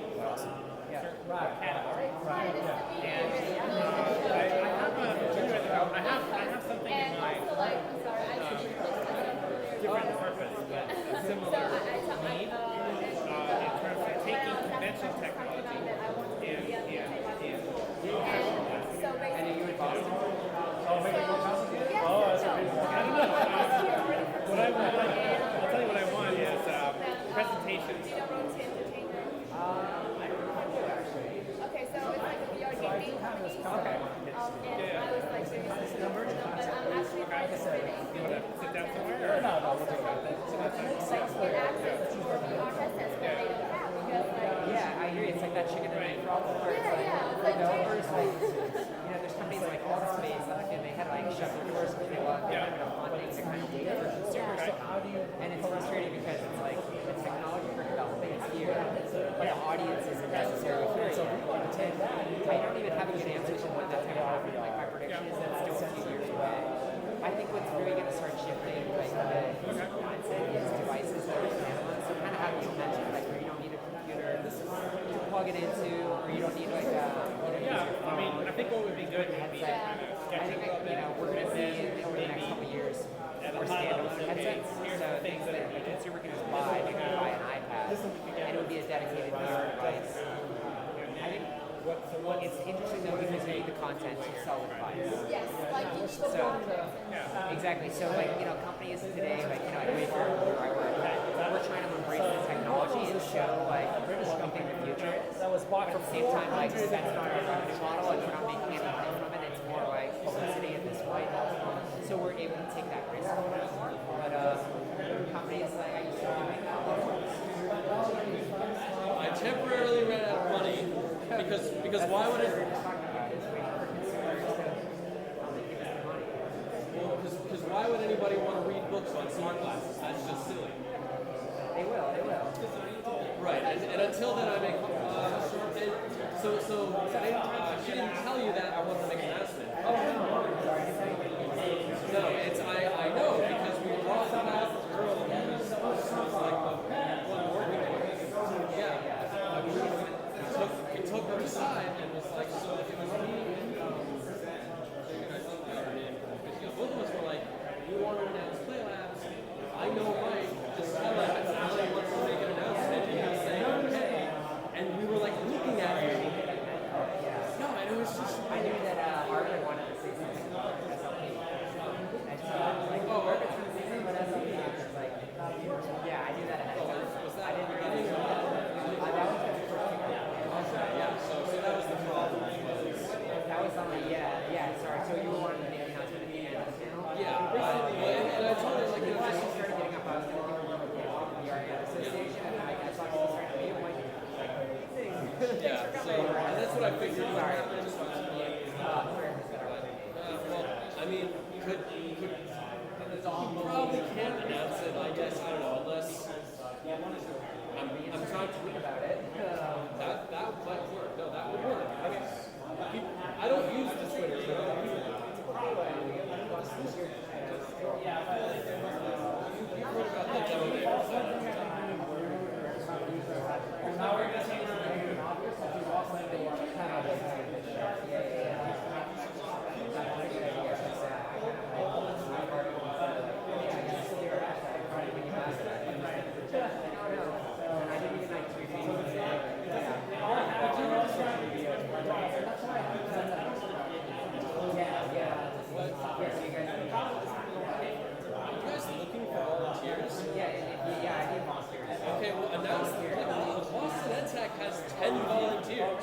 in 4 months. Because I just flail my arms like we need volunteers and people get excited. I should be better. We just ask. That's all you have to do is ask. All you have to do is ask. What's happening with the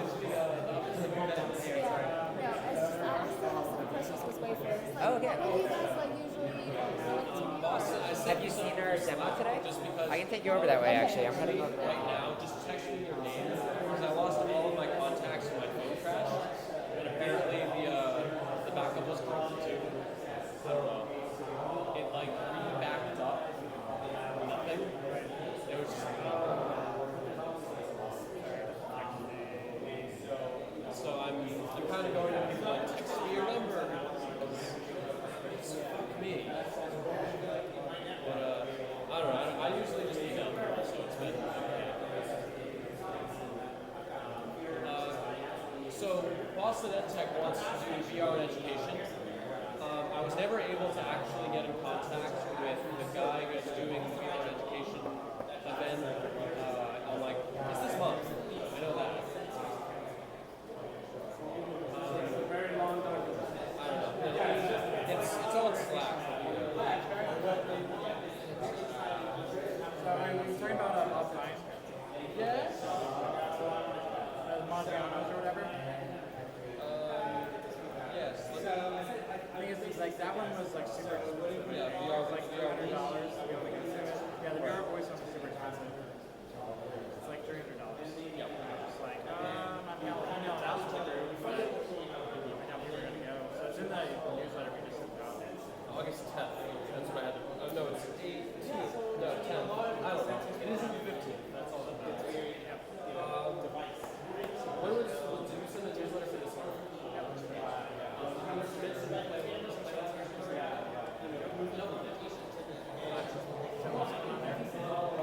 It's not my job advertising. It's do you remember the announcement from MIT VR, AR, AI? Basically, we're having demo day on the 15th, so 2 weeks from tonight. And I want to go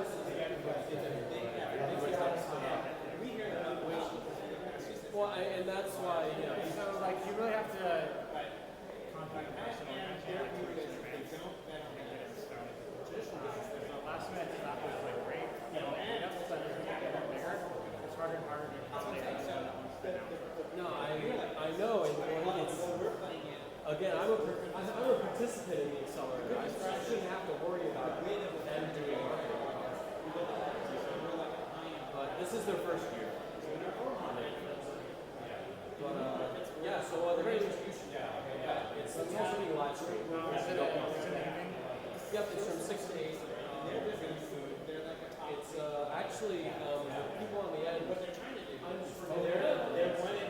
So that's so is this the 15th this month? Yeah, it's literally the day after BostonAR.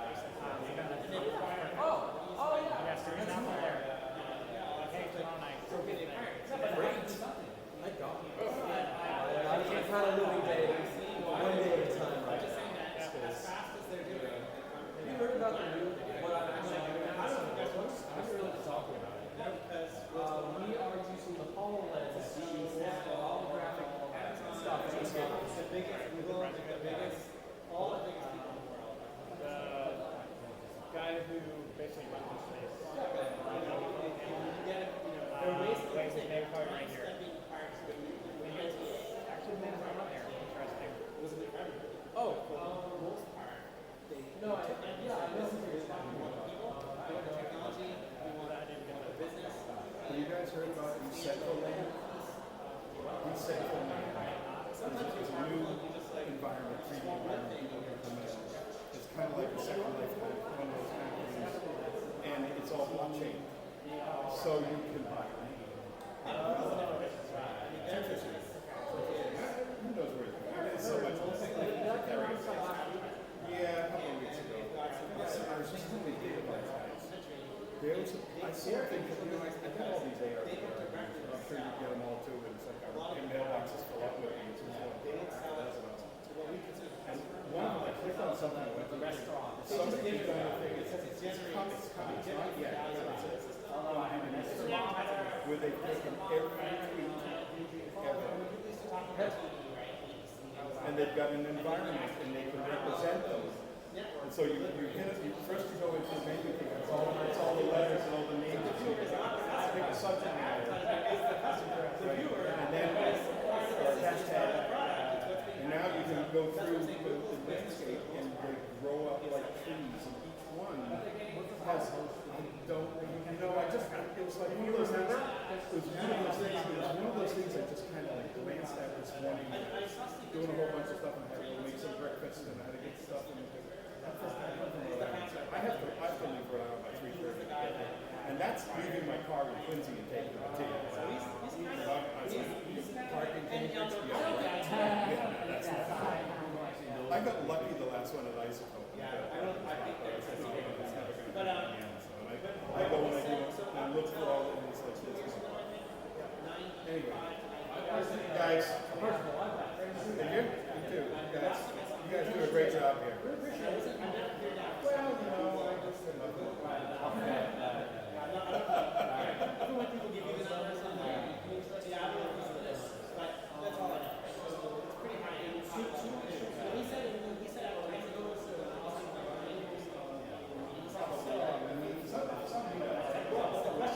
question is, let's say before it was 90 now.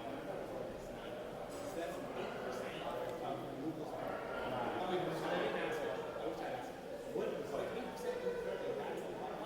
so what exactly is the so that would be hosting, email services, platforms, sniffers, and if you want a brand email, you're going to charge $10 a month. So that would be I pay $10 a month for a terabyte of audio. But you've never read Snow. I guess that's not none of that. That was what was right.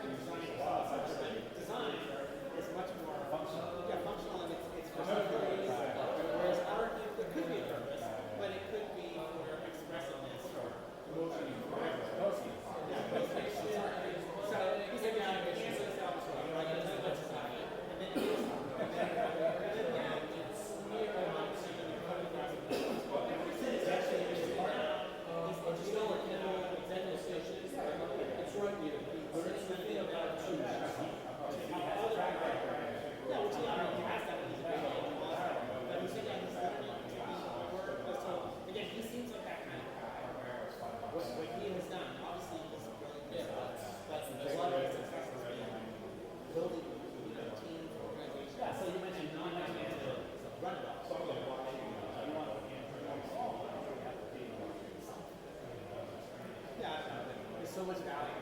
So yeah, some people might pay that, but a lot of people they don't pay that. It's so much really people visit Samsung it's so valuable to Google. Why would they charge you? They just want to share. Hey, what you should say. This is brilliant. That's smart.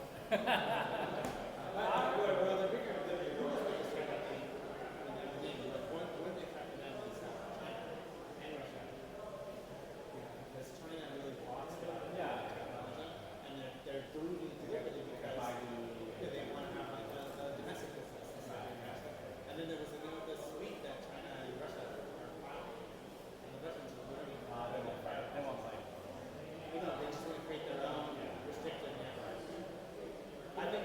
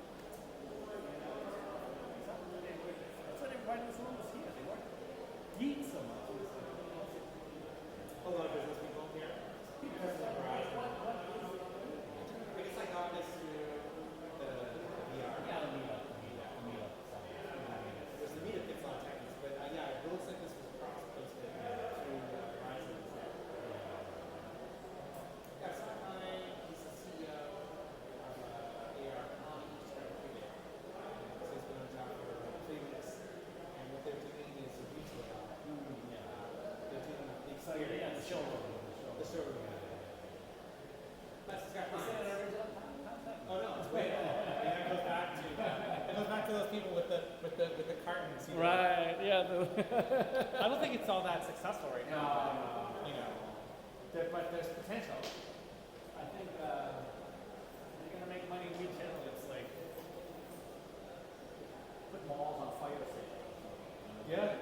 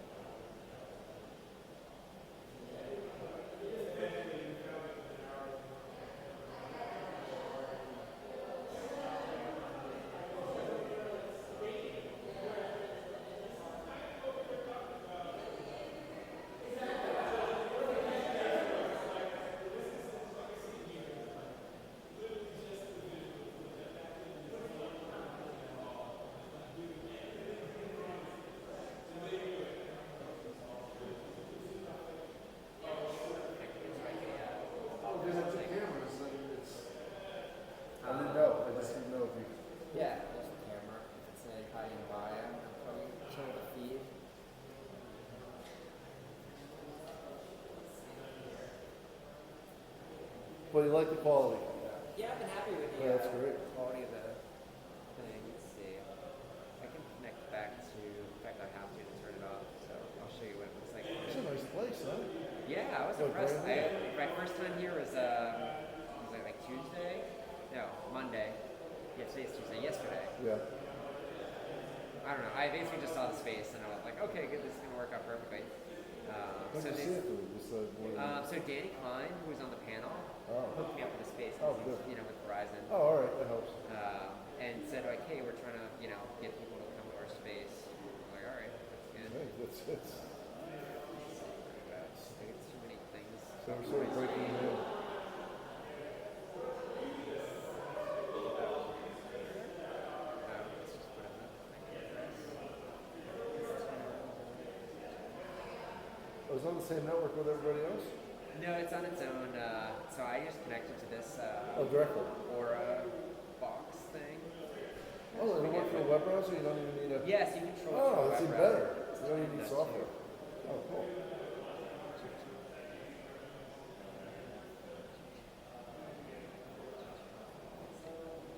That'd be great, huh? Yeah, I forget. I got this open in another. And the history's not showing. That's it. Oh, you know what? I got these Chrome profiles now, Oh. which is kind of helpful, but it also can be annoying. Yeah.